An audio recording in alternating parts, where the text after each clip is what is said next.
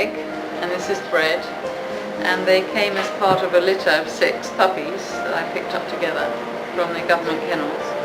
And at that time, these 2 were really tiny. The others were slightly bigger, but these 2 were really tiny.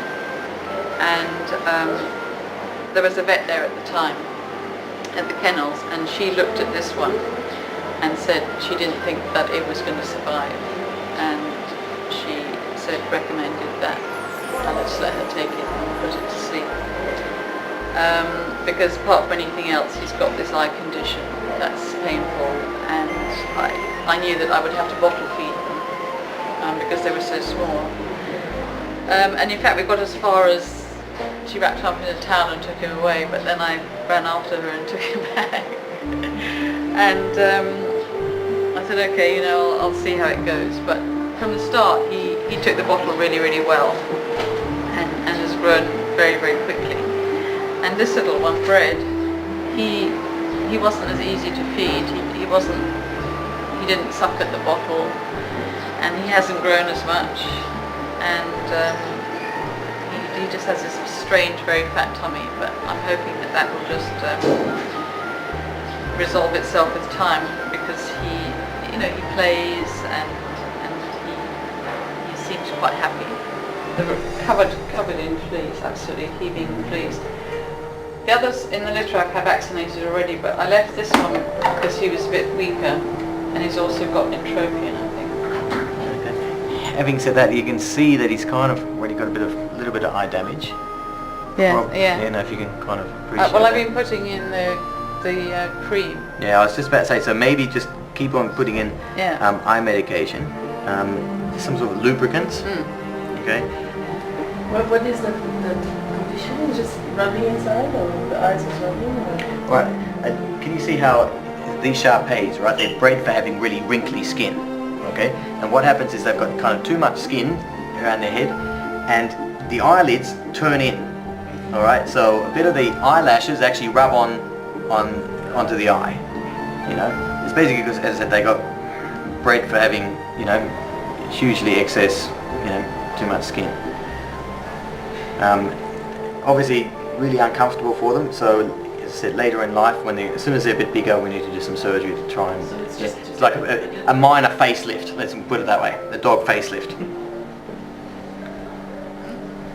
This one never took the bottle very well, and seems to be eating and playing and everything, but look at his stomach.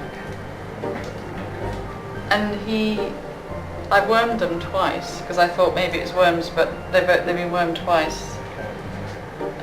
But I'm afraid that's going to pop. I mean, it may just be food, who knows, but when they started off at the same size, and the other one, Egg, grew, he's grown and developed, whereas he stayed very small. He's just got that pot belly, eh? Well, I mean, the only thing I can say is that we should maybe take an X-ray just to see if there's something unusual in there.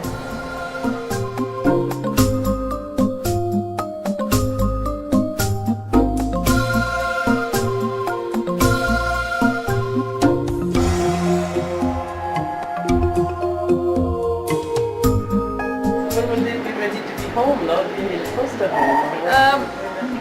Well, they're really, ready to be homed now, because they're quite independent in the sense of feeding and everything. And now I can even giving them hard biscuits, and they'll eat that.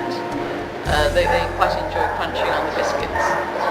So they have some milk, and they have some biscuits, and they have some wet food. So they have different things during the day.